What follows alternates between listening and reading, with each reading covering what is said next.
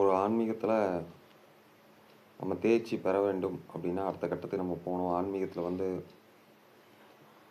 பெரிய பெரிய விஷயங்களை சாதிக்கணும், ஆன்மீகத்தை ஜெயிக்கணும், ஆன்மீகத்தை அடையணும் அப்படின்னா முதல் விஷயங்கள் தியானம், பாராயணம், பிராணாயாமம், யோகா, கிரியா இந்த மாதிரிலாம் சொல்லுவாங்க. ஆனால் ஆன்மீகத்தை ஜெயிக்கணும் அப்படின்னா முதல் விஷயம் நீங்கள் உங்களுக்குள்ளே பார்க்க ஆரம்பிக்கணும். உங்களுக்குள்ளே பார்க்க ஆரம்பிக்கும்போது ஸ்ரீ ரமணர் மகரிஷியோடைய நான் யார் அப்படிங்கிற மெத்தட் ரொம்ப ஒரு யூஸ்ஃபுல்லாக இருக்கும். ஏன்னா மனம் என்பது நான் ஆன்மா அப்படின்னு சொல்கிறத விட, விவேகானந்தர் சொல்லி கொடுத்துருக்கேன், நான் ஆன்மா அப்படின்னு சொல்கிறத விட நான் யாருன்னு விசாரணை தியானம் பார்த்திங்கன்னா ரொம்பவும் உபயோகமாக இருக்கும். இந்த விசாரணை தியானம்னு பார்க்கும்போது மனம் ஒடுங்க ஆரம்பிக்கும். நான் யார் அப்படின்னா மனம் இயங்காது, இயக்கத்துக்கு உட்படாது. இயக்கம் பண்ணும் பொழுது என்ன ஆகுனா உங்களுக்கு ஏங்கிட்டே இருக்கிற மனம்தான் ஆல்ரெடி ஏங்கிட்டு இருக்கு. திருப்பி நான் ஆன்மா அப்படின்னு சொன்னால் திருப்பி ஒரு இயக்கத்துக்கு அது கொண்டு போகும். கோட்டைக்குள்ளேயே வைத்து எதிரிகளை முடித்து விடு அப்படிம்பார் ரமணர். அதாவது கோட்டையை விட்டு வெளியில் வந்தால் அவன் அவனுக்கு சக்தி கிடச்சிரும், அவனை நம்ம முடிக்க முடியாது. கோட்டையை விட்டு வெளியில் வரும்போதே முடிச்சிரு அப்படிம்பார். அப்போ கோட்டையை விட்டு வெளியில் வர்றதுனா அந்த எண்ணங்களோடைய ஆரம்ப நிலை, எண்ணங்கள் உருவாகும் நிலை, எண்ணங்கள் உருவாகும் இடத்திலேயே எண்ணங்களை முடிக்க வேண்டும் அப்படிங்கிறார். எண்ணங்களை முடிக்க வேண்டும், எண்ணங்கள் ஆரம்பிக்கிற இடத்துல எண்ணங்களை முடிக்க வேண்டும் என்றால் நம்ம எண்ணங்கள் எவ்வாறு ஆரம்பித்து கொண்டிருக்கிறதுன்னு நம்ம தெரிய வேண்டும். எண்ணங்கள் எப்படி ஆரம்பிக்கும் அப்படின்னா ஒரு பிம்பத்தை உருவாக்கும். நம்மளுடைய பிலீஃப் சிஸ்டம் அப்படின்னா நம்மளுடைய நம்பிக்கைக்கான சிஸ்டம் நம்பும் முறை அப்படின்னா நாம் நான் என்கிற இந்த பிறப்புக்கும் இறப்புக்கும் நடுவில் நான் என்ற அந்த மாயையை உருவாக்கும்.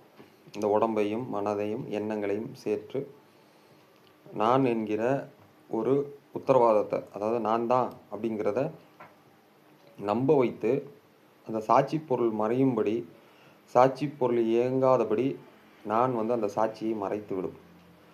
நானுன்னு உருவாகும் பொழுது அந்த கான்ஷியஸ்னஸ், நான் என்கிற கான்ஷியஸ்னஸ் உருவாகும் பொழுது அந்த நான் அப்படிங்கும்போது என்ன ஆகுது அப்படின்னா எனக்கு, என்னோடது, எனக்கு தேவை, எனக்கு பிடிக்காது, எனக்கு பிடிச்சிருக்கு, நான் கஷ்டப்படுகிறேன், நான் வளர்கிறேன், நான் சுவைக்கிறேன், நான் சாப்பிடுகிறேன், நான் தூங்குகிறேன் அப்படிங்கிற சிஸ்டம் உருவாக்க ஆரம்பிச்சிடும். இதெல்லாம் நிரப்ப ஆரம்பிச்சிடும். அப்போ அந்த இடத்துல நான் நான் நான் என்னோடதுங்கும் பொழுது என்ன ஆகும்னா மனம் அதை சார்ந்து பிடித்து கொண்டு விஷயங்களை சேகரிக்க ஆரம்பிக்கும்.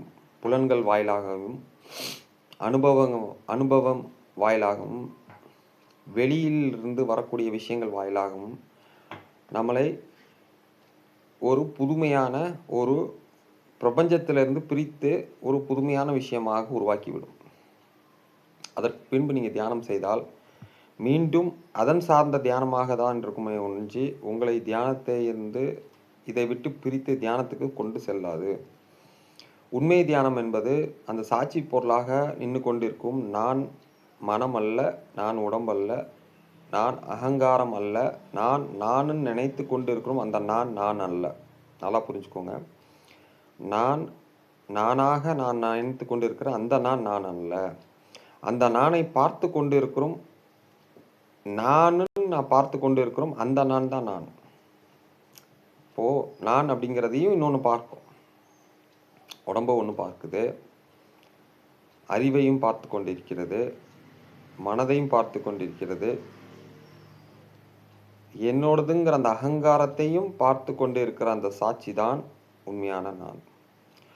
அந்த நான் உணரும் பொழுதுதான் உங்களுக்கு பரம அமைதியும் பேரானந்தமும் இறைய தன்மையும் உருவாகும். அந்த நான் உருவாவதற்கு, அந்த நானை அனுபவிப்பது தான் இந்த பிறப்புக்கான நோக்கம். அந்த பிறப்புக்கு நோக்கத்தை அடைவதற்கு நீங்கள் உலக விஷயங்களை உங்களுக்குள்ளேயே விட்டு விடுங்கள்னு சொல்லுவாங்க, முடியாது.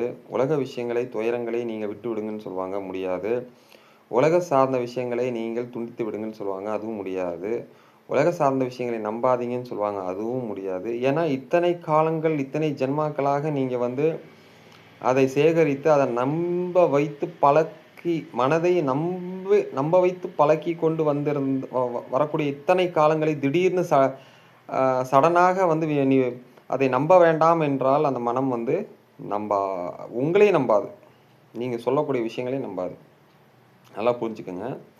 இத்தனை ஆண்டு காலமாக, இத்தனை பிறவிகளாக நீங்கள் மனதுக்கு பழக்கிக் கொண்டு, இதனை நம்புன்னு பழகிக் கொண்டு, பழகி, அது உண்மை என்பதை தீர்மானித்த பின்பு, சட்டென்று அதை நம்பாதேன்னு சொன்னா அது வந்து பத்தாது. ஏன்னா, இத்தனை காலம் உள்ள பயிற்சியை சட்டென்று சொல்லக்கூடிய பயிற்சி பத்தாது.